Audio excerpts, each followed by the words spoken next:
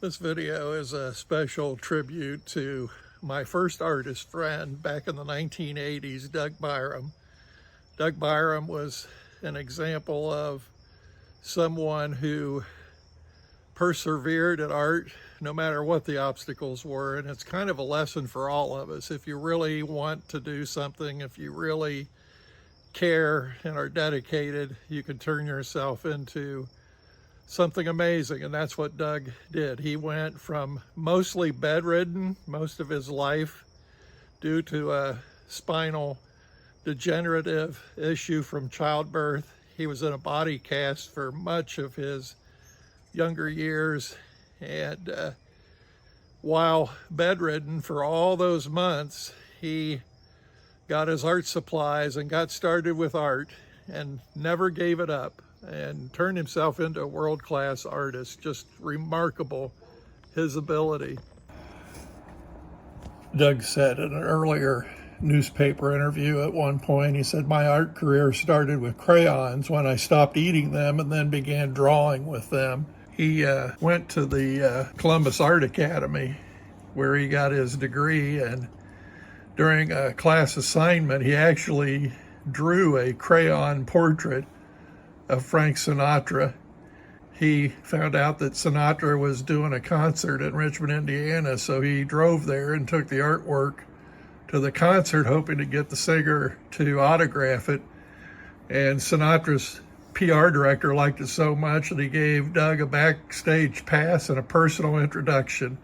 He loved Sinatra. He always played his music as he sat in bed doing his portraits and artwork. Sinatra loved the portrait so much that he asked Doug for permission to use it on the program cover of his worldwide tour, 1976 and 1978. I believe that was the My Way concert series.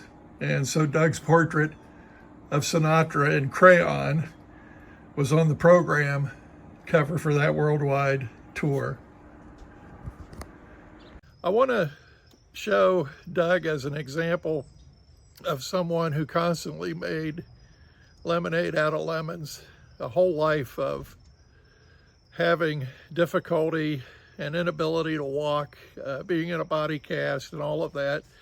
The way I met him, I was a reporter for the Columbus Dispatch in the 1980s, and I happened to find a lawsuit in the courts in Columbus, Ohio, where he had sued a Fortune 100 company, a major company, who had hired him as an artist, and he did all kinds of work for their annual report and all kinds of other things, even personal portraits in that for executives in the company. And he was hired under a federal grant that awarded extra money to the company for hiring the handicapped. Well, the moment that grant ran out, they fired Doug. And yet he had done all this work and, like I say, personal art for executives in the company and all of that, and they just cut him loose.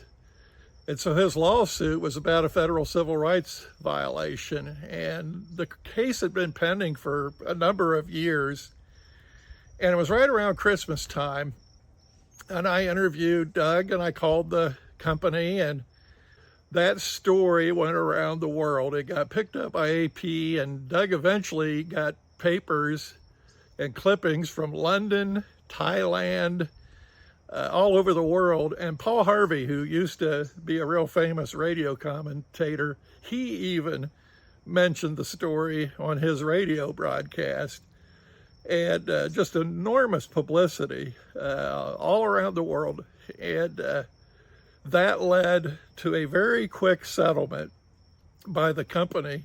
Like I say, that case had pended for about 5 years. And from that point on, Doug was able to live comfortably and be able to get all his art supplies and everything and not have to worry about a thing. He loved the Civil War and the history, and had dedicated himself to trying to find the gravesites of some Ohio Civil War young men who were part of Andrew's raiders. They were spies and part of a small group that stole a Confederate locomotive down near Atlanta. And Walt Disney made a movie called The Great Locomotive Chase, all about these Ohio boys.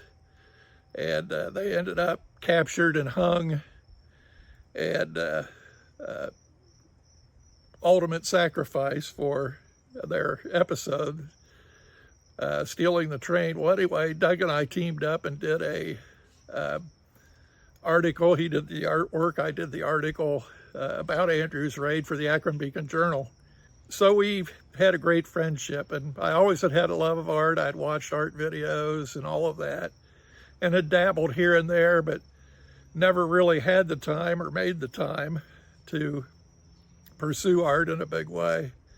But Doug was very encouraging and gave very good tips, and I wished he could see me now. I wished he could see the dedication and the effort that I have now. Of course, it took until retirement for me to really put the time in.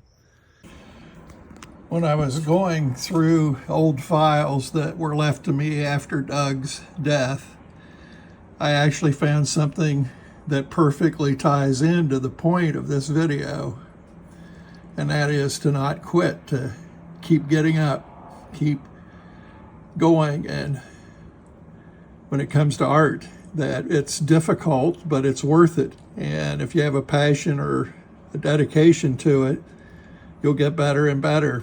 And in Doug's own files, there's this poem from some anonymous writer, and he even wrote Dougie's creed, that this is his creed that he lived by, of don't quit. When things go wrong, as they sometimes will, when the road you're trudging seems all uphill, when the funds are low and the debts are high and you want to smile but you have to sigh, when care is pressing you down a bit, rest if you must, but don't you quit. Life is queer with its twists and turns, as every one of us sometimes learns, and many a person turns about when they might have won had they stuck it out. Don't give up though the pace seems slow. You may succeed with another blow. Often the struggler has given up when he might have captured the victor's cup, and he learned too late when the night came down how close he was to the golden crown. Success is failure turned inside out, so stick to the fight when you're hardest hit. It's when things seem worse that you mustn't quit. And I love of that whole poem, what Doug highlighted is success is failure turned inside out.